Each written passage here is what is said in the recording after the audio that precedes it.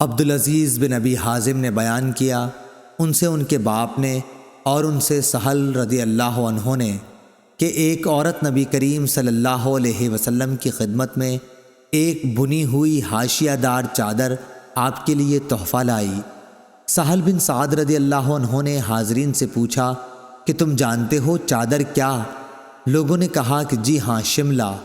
سہل رضی اللہ عنہ نے کہا کہ ہاں شملہ، تم نے ٹھیک بتایا۔ خیر، اس عورت نے کہا کہ میں نے اپنے ہاتھ سے اسے بنا ہے اور آپ صلی اللہ علیہ وسلم کو پہنانے کے لیے لائی ہوں۔ نبی کریم صلی اللہ علیہ وسلم نے وہ کپڑا قبول کیا۔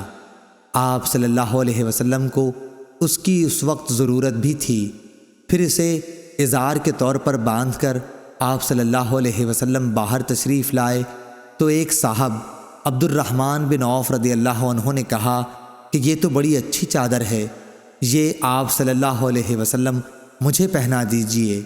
لوگوں نے کہا کہ آپ نے مانگ کر کچھ اچھا نہیں کیا، رسول اللہ صلی اللہ علیہ وسلم نے اسے اپنی ضرورت کی وجہ سے پہنا تھا اور تم نے یہ مانگ لیا، حالانکہ تم کو معلوم ہے کہ حضور صلی اللہ علیہ وسلم کسی کا سوال رد نہیں کرتے۔